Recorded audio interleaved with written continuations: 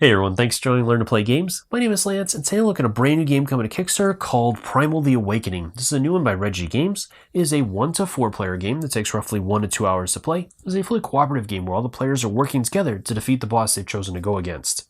In this video, I'll be playing through the game, showing you the first, middle, and end couple rounds to show you how the game plays and progresses to help you decide whether or not this is one you want to back on Kickstarter.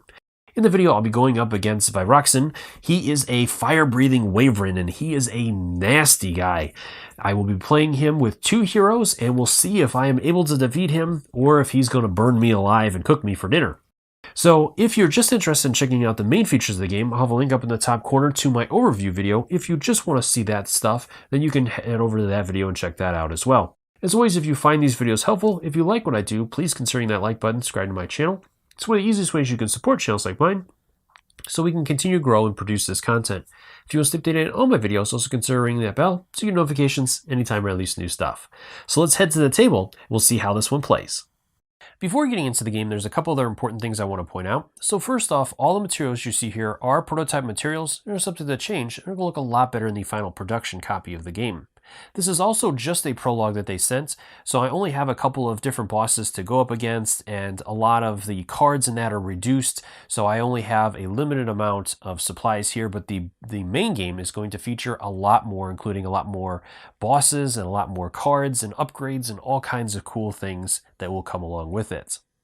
So from there, moving into the game itself, you select a number of players. So I'm going to go ahead and play with 2 players, and I'm not even going to try to pronounce their names because I will simply butcher them. So I'm simply going to go with my defensive player and my offensive player. From there, then there's a couple of other maintenance steps that I have to go through before moving into the game. So first off, with my enemy, my wyvern that I'm going to be going up against, I'm going to place out his response cards out there. So I'm going to go ahead and place those out across there.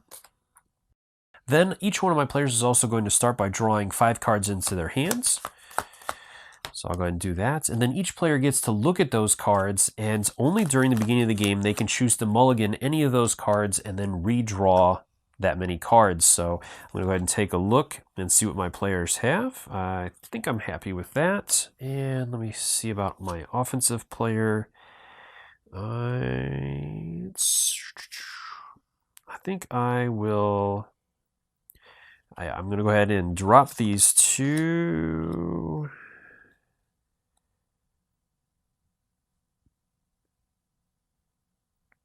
Yeah, I'll go ahead and drop those 2, and then I'll redraw 2 more. And then I will place those back in and do a quick shuffle.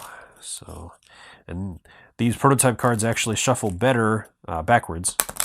So that's why I'm doing it that way. Otherwise, I wouldn't get much of a shuffle out of them if I do that. And that's just the way that the prototypes are cut. And I found that with all the games that I've worked with prototypes.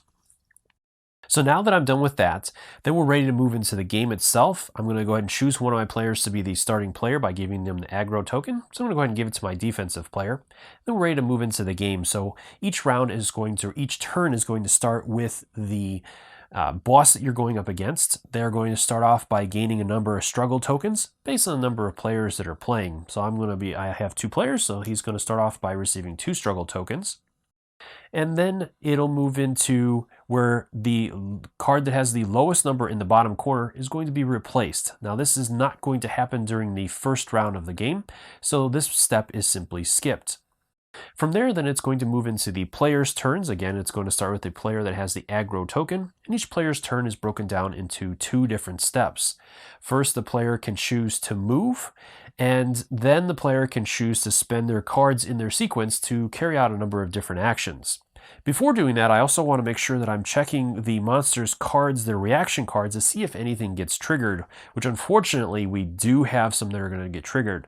So this first one here says that it's going to activate when a player starts their turn in the front sector.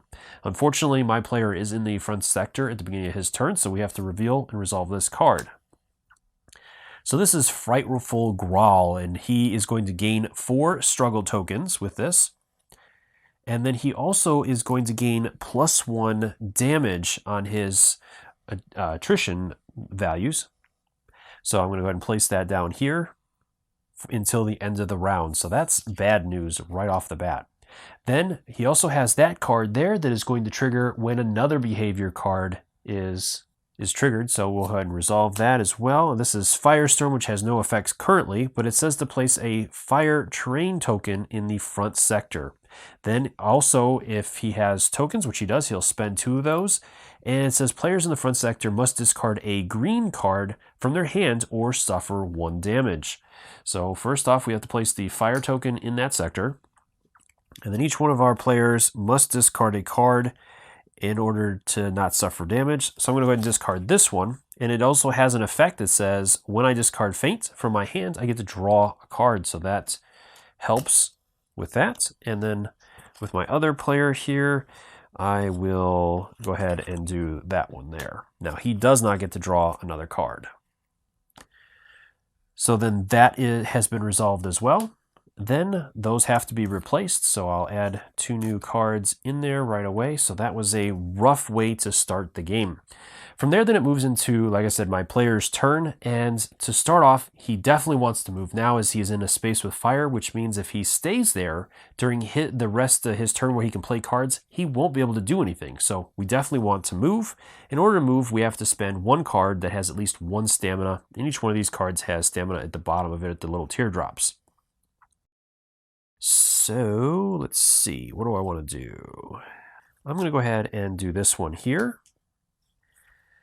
And this one is going to let me move 1 space over there. And I'm just simply spending it to move, so I won't be able to carry out any of its abilities. From there, then I'm going to move into my turn where I can actually spend my cards, and each card is going to have a stamina value at the top that I must be able to spend with other cards to be able to carry that out. So I'm going to go ahead and start off by activating this one, Repulse, and with that one it's 2, so I'm going to go ahead and spend this one here, which has 2 stamina at the bottom of it, to trigger that one. From there, then I carry out the actions on that card. So it says I get to remove 2 struggle tokens. And then if I had upgraded my ability, then I also get to have all allies draw a card. That has not been upgraded yet, so I cannot do that. But then it also triggers my sword and shield ability, which says I can remove a struggle token as well. So I'm going to go ahead and do that. Then I have 2 cards left. I have Harass and Beyond Limits. Harass is an assist card, so I might want to hold on to that one so that I can assist my other player by giving him a card. And Beyond Limits I cannot use right now because I am in his side, and he is not vulnerable to attack from the sides. I must be in his front or rear section. So I won't be able to play that yet. So I think I'm just going to hold on to these cards here, and I'll end my turn there. So at that point, then I have to check his attrition value to see what happens and if I have enough defense to block it. So I'm going to flip over 1 card. I would flip over 2 cards if I decide not to move. So I would have a threatened token. So his attrition is 1, which means that I have to have defensive cards in my sequence of that number or higher. So right now I have 1 card that is a defensive card. So I am okay there and I don't take any damage. Now if this value would have been higher, then I would have taken 2 damage from him this round. From there, then I'll also draw back up to my starting hand size of 5 cards. So I'll add those. And then I also will turn him facing my player as I have the aggro token, and he is going to turn to face that player. From there, then it's going to move over to my next player to go. So moving over to my player here, I again definitely want to move. I'm going to go ahead and play this card here to move into that space there. Now I'm in his rear section, so I will be able to attack, hopefully. And my other player here is going to assist me so that I can get another card.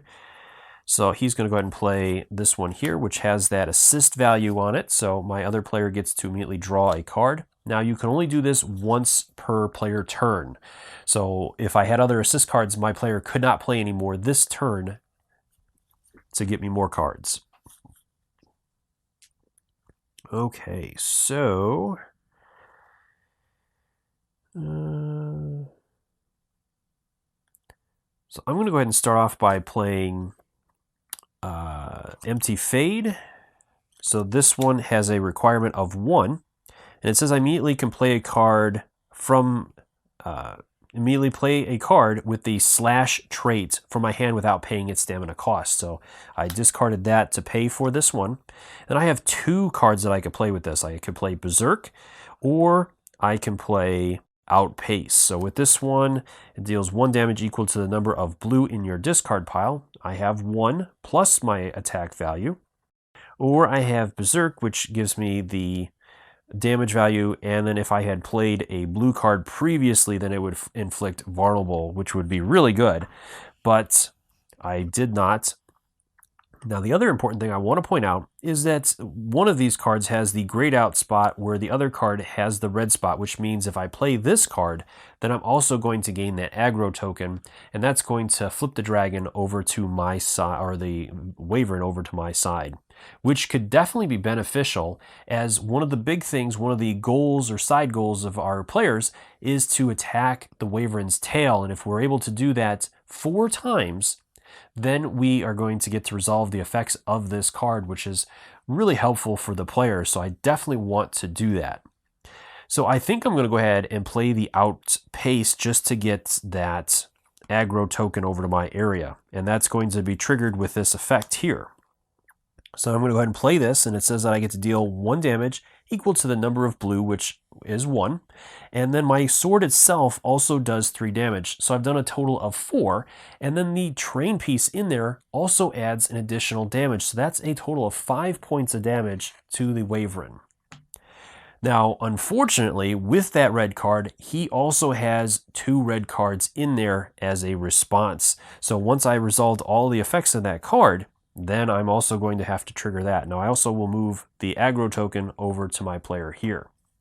From there, then I'm going to start, and I can do this in any order I want to. So I'm going to start with this one here.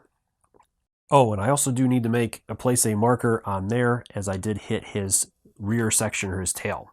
So this first one is Quick Aggression. The active player suffers 1 damage unless they have a yellow card in their sequence, which I do not. So I will take a red or a damage from that, just to make sure I don't have.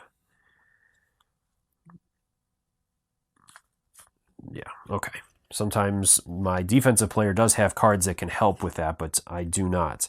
And then he has 1 token left, so I am going to take 1 bonus damage from that. So that takes care of that one there. Then I'll resolve this one here. This is Quick Aggression again. So again, it's exactly the same card. So unfortunately, I've taken 3 damage just from those alone. And then we have 2 new cards coming out. Okay, and then it goes back to me, so continue my turn. Unfortunately, I don't have enough for this one. If I did, that would have been huge, because my sword has an ability that gives me +2 extra damage, and I get to remove a struggle token when I've played 2 red cards in my sequence. I also would have been able to place a token on that, building this up, as this is a big thing for our players as well.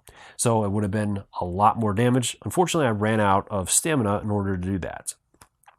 So I am going to hold on to this card. Not that I can choose to discard cards. You are not allowed to discard cards unless you have other cards that let you do that. So from there, now I have to check my attrition value as well, which is 1 again. I do have 1 defensive card in my sequence, so I'm good there. I forgot to discard this to my discard pile.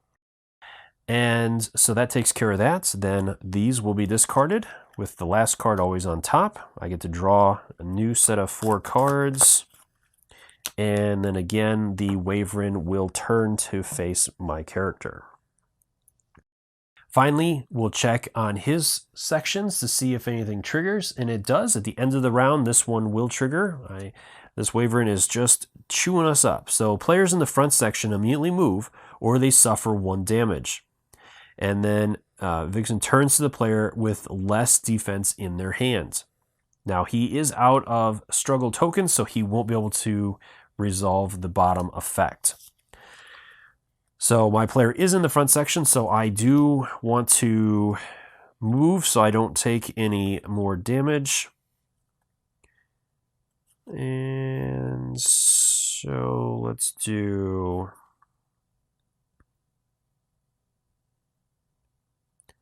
I'll go ahead and do this one here and discard that. And then I'll move into this section here.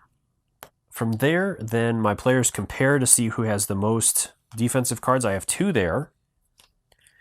And my player has 2 here as well. So it is tied, so then it'll go to my players to choose. And I'm going to... I guess I will keep him like that. Unfortunately, I wanted to be able to attack his tail, but that is not going to happen this turn. Then this will be discarded, as that is the end of the round. I got to refill this. And then we're ready to move into a new round. So at this point, I'm going to go ahead and take a couple of turns off camera, and then we'll be back. Oh, I also forgot to flip over the flame token at the end of the round. And then during the next end of the round, that will come off. So like I said, at this point, I'm going to take a couple turns off camera, and then we'll be back to see how our players are doing a little bit later in the battle.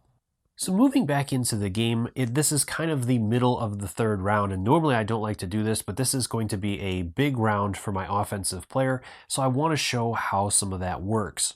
The other thing I do want to point out that I did miss during that first round is the peril card that the enemy has. This adds an additional effect per stance that the enemy has. So currently in this first stance, it says, when a behavior card is triggered, the players in the front section must reveal a yellow card from their hand or suffer 1 damage. Luckily, both of my players had yellow cards when they were in that front sector, so it wasn't an issue and it didn't affect anything in either way. But I do want to point that out just so that you are aware that this card does have effects, and this will change each time I'm able to defeat the Wyvern's stance. And there's 3 stances based on, and the number of hit points is based on the number of players. So with 2 players, I must deal 18 damage to the Wyvern to get past that first stance, and he's at 10. So, and like I said, this is going to be a big round for my offensive player. So moving into his turn, I am not going to move. So because of that, I am going to have to take a threat token to add to my player, and then he's going to have to draw 2 of the attrition cards at the end, and he'll have to take the worst result. So most likely he's probably going to take damage from this, but like I said, this is going to be a big turn for him. At least I hope so. So let's see what happens. So first off, I'm going to go ahead and play Balanced Strike. In order to do that, I'm going to play the Quick Thrust to get the stamina from it. But with this one, it says when you discard Quick Thrust from your hand, you're going to inflict your weapon damage to the monster. So my weapon does 3 damage, so I get to add 3 additional damage to the monster from that. Then I'm going to go ahead and play this Balanced Strike. Again, this has its own little effects. If I had played a yellow card previously in my sequence, I would have gotten to draw a card. I do not, or I have not yet. But it is still going to do 3 additional damage for my weapon, plus it's going to do an additional damage because of the terrain feature, so that will do 4 more damage. So now the monster has taken 17 points, and if I am able to do just 1 more point of damage, the monster will be done with that first sequence. So then next, I'm going to go ahead and play another card. So I will do... Ooh, let's see. And I do also take that aggro token because of the red aggro marker on the top there. So I have a couple of different choices. Ooh, yeah, I'm definitely going to play the Dragon Strike. So this one requires 4 stamina. Luckily, I have 4 stamina from those other 2 cards. So I am going to go ahead and play that one. And that is my second red card, so I get to add a marker there as I've played a second red. Now both of these attacks are on his tail as well, so I get to add 2 more tokens for that, 1 for this one and then 1 for that one. So just 1 more and our players have met that objective. Then I'm going to resolve, before I do that, I almost forgot, there's a lot going on here. I do have to resolve those 2 attacks from him first. So let me go ahead and take this back as we have to resolve the effects of that first. So we want to make sure that we're doing everything right here. So I'm going to go ahead and do this one first. And I gotta take these back into my hands just for the moment. So the active player suffers 1 damage unless they have a yellow card in their sequence, and it's an additional bonus damage if I have a struggle, so I do. So he's going to take 2 damage because I do not have a yellow in my hand. And let me just make sure that my other player, is there anything I can do about that? And I cannot, so that is going to resolve. And so I'm going to take 2 damage from that one. That puts me up to 4 damage. And then I also have to trigger the effects of this one as well. Immediately turns to the active player, place 1 fire token in the front sector. All right, so he's going to rotate, and he places a fire token in that front sector, and then the active player suffers 1 damage unless they are able to discard a green card, or unless they have a green card in their sequence, which I do not, and he has to pay the cost for that as well. So he is going to take a damage from that. And unfortunately, that completely messed up my turn, as that fire now stops me from playing any other cards in my sequence. So that is really unfortunate, because that next attack would have been really powerful. All right, so unfortunately, that will have to stay in my hands. And is there anything else at this point? Well, I can't play anything else, and I cannot move at this point. So that is it. That is my turn. And I have 1 stamina token ready, so I can't get any more. I do have to do that attrition. So it's a 3 is the highest I'm going to get. So I am going to take another damage for that. So unfortunately, my player took a ton of damage for very little return, unfortunately. I was hoping for a lot more, but that is the way it goes. So this will be discarded, and then I'm going to draw my 2 cards into my hands. And I wasn't able to get that second attack in there, so I do not get that marker there either. All right, that is it for his turn. So that'll finish off round 3. And then we'll move into the top of round 4. So again, the monster will get 2, and then he discards the lowest value card and adds a new one in there. And then it moves back into my player's turns. So, well, first off, this one goes away, and then this one will be flipped over at the end of the round. And then that was there at during his, so we have to conclude with this one as well. And so before that, there was only 1 left, which that does have, it will be used. So it says that players in the front section immediately move or they suffer 1 damage. And then he's also going to turn to that player, and the requested movement must be paid with a 2 stamina card if he spent his thing, which I did. So I am going to have to I'll spend the retreat card, and that lets me move. So I am going to, I'll shift up here, at least so I can heal a little bit. And then I have the 1, and my other player has 2. So less in hand, so he is going to turn towards my offensive player there. And then this comes out as well. All right, so then it is going to move into my defensive player's turn. So I do want to move. How do I want to do this? I'm going to spend the concentration, and this is, well, concentration is on the top of my discard pile. My printed weapons damage is doubled. So I am going to get to move. I will move into his rear section, and then let's see if my other player can help me out at all here. Does he have an assist? I do. So he is going to go ahead and play that, which lets me draw a card, which is helpful.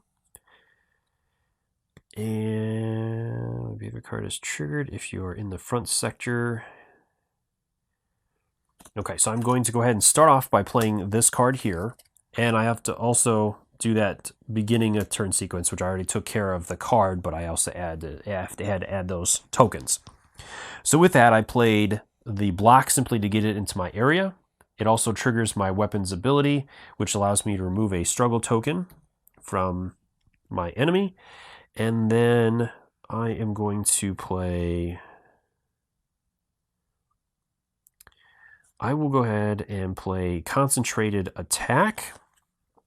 This requires just one token, or one stamina, so I'm going to go ahead and spend the one that I had in my area to do that.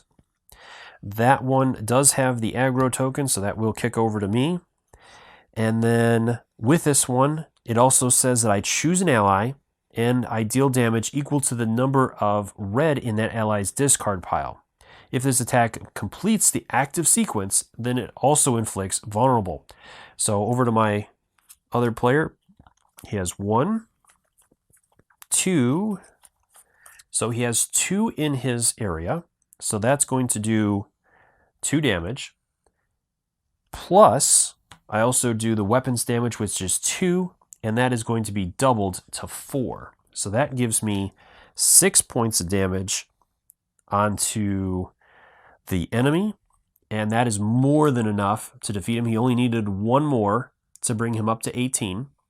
So I have to resolve that first, and then we'll move on from there, as that is the rest of that sequence. Okay, so first off, in order to do this, we have to, this active stance is going to go away and be removed from the game, and the new one comes out, as well as the peril card. That'll get replaced with a new peril card. So with this one here now, this says when you trigger a behavior card with the Firestorm trait, immediately place a fire train in the front sector. So that's nasty. That's going to add more fire tokens. His second stance also opens up the sides as well. And so only his front section is not open for attack at this point, but all his sides and rears are. Then it also has a when revealed effect, so he is going to gain 2 struggle tokens as the when revealed, so he'll add those on.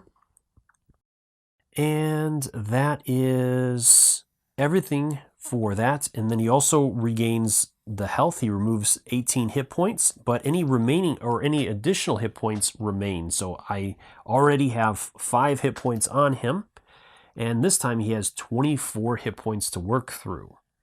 And then because that concentrated attack was completed that active stance, he is vulnerable as well at this point, which means the next time during the round when I inflict damage to him, that is going to be doubled. So if I get this right, it could be another really big hit, but we still have to resolve his effect first, as I did play a red card, so we do have to resolve that. Now, one other thing, I did complete my sequence there to add that token onto that, and I did attack his tail, so I do get to add that 3rd token there. From there, then we're going to resolve his effect.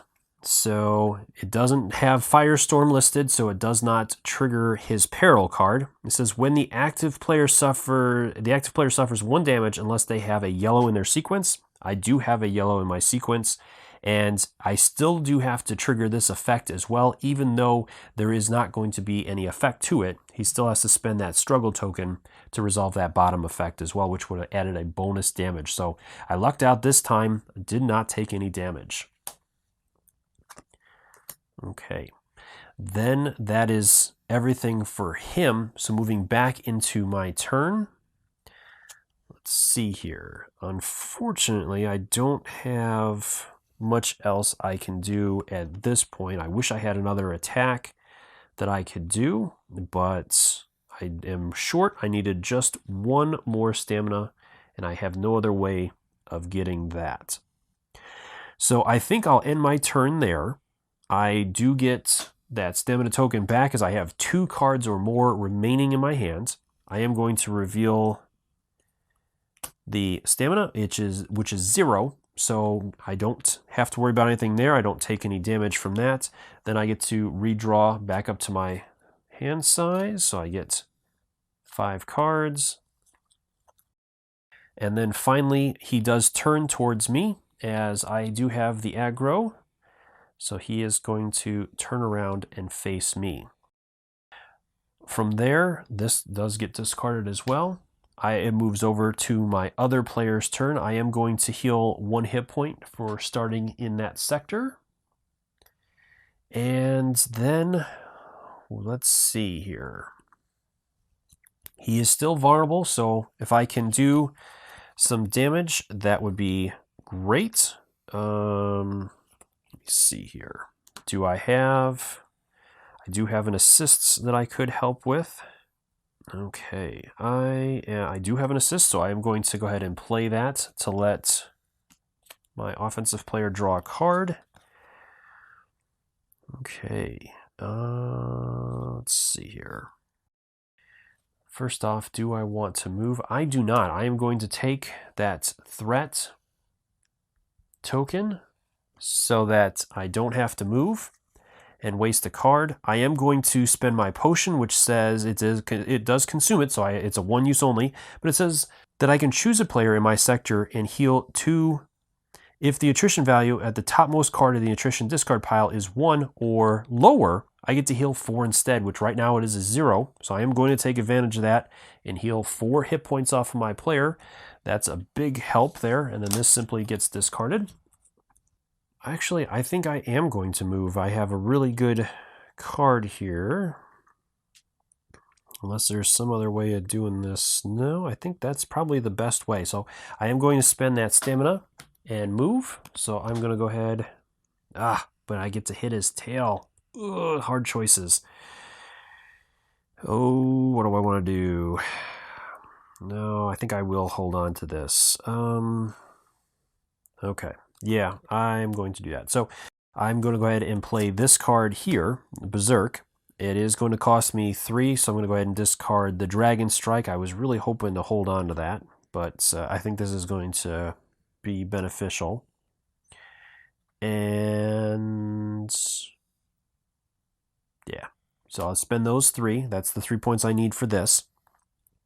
It is going to allow me to attack him. And so I'm going to do this 3 damage from the weapon. And then also, because he's vulnerable right now, that's going to double it to 6. So that's 6 points of damage onto him. So he's up to 11. That also triggers the last thing on the tail. So this one says, when a player plays a red attacking the rear sector, place a counter on this card, which I took care of. And it says once there are 2 times the number of players counters on this objective card is complete, and the enemy suffers 5 damage. So he's going to take 5 more damage from that. So that puts him up to 16. And then this is going to be discarded. And then I also get to, nope, that's all I get to do. That will finish off my player's turn, as I have nothing else to do at this point. And I did not trigger any effects from him. So then I will draw back up. I get to draw 4 cards, 2, 3, 4. That was not an aggro card, so he's going to stay on the defensive player. And then I do have to draw a card that is going to deal 1 damage to me, as I do not have any defensive cards from my section. I don't think, yeah.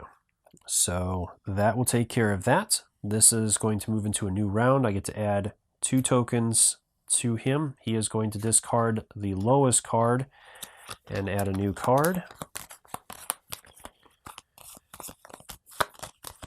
And then I am going to go ahead and take the round off camera, and we'll be back to see how our players are doing a little bit later. All right, so we're back in it in round 7. The field is on fire, and our players are winding down. Both of them have used their potions to heal up, and our Wyvern is at half health at this point. So hopefully our heroes will be able to finish him off here pretty quickly as we're running out of time. Now, with my defending player, he was able to unlock or focus his ability, so at this point on, anytime he plays a yellow card, he's going to deal 5 damage to the monster, so he can really cut down that monster quick now, hopefully. So that being said, we're ready to move into the top of the round, where we'll start off with our monster getting 2 struggle tokens, and then resolving any cards that he has as well, and then having to discard the lowest card. So he's going to gain another struggle token as he is out of cards. So we have to reshuffle those, as both of these are going to go away as that is the lowest card. So that'll be discarded and these will be shuffled back in with all the rest of the cards. Great. And then they come back out. All right, so then we trigger this card here. This one says that he's going to gain 4. And he gains an additional damage, but I'm going to go ahead and play block. So this one is a reaction card, and it says when a behavior card is triggered, if you are in the front sector, you may discard block from your hand in order to cancel its effects. So I am definitely going to do that, as I do not want him to get all of those nasty benefits. And then we also have to trigger this, because anytime another behavior card is triggered, this one will be triggered. So place fire token in the front sector. There's already fire there, so it simply does damage to our player. So each player is going to take 1 damage from that. And then it is also going to trigger his bottom ability. So his players in the front row must discard a green from their hand or suffer 1 damage. My player doesn't have any green, so he is going to take a damage. So he's up to 5 now. And my other player does have a green, so he will discard that, so he does not take a damage. Okay, this is not looking good. All right, so from there now, finally, I move into my player turn, where I can start off by doing some stuff. So I think I am going to go ahead and move. So I'm going to spend that to do that, because I am in a section with fire, so I'm not going to be able to do anything else.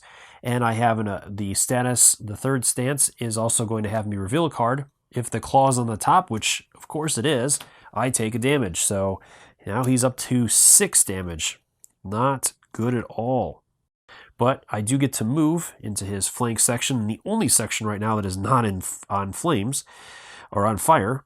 And then I'm going to go ahead and open up by spending these 2 cards for 2 stamina to play push. So this is a maneuver card, so it does spend his last struggle.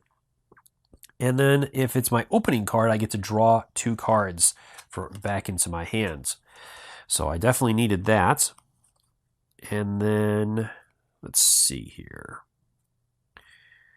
Then I will go ahead and play.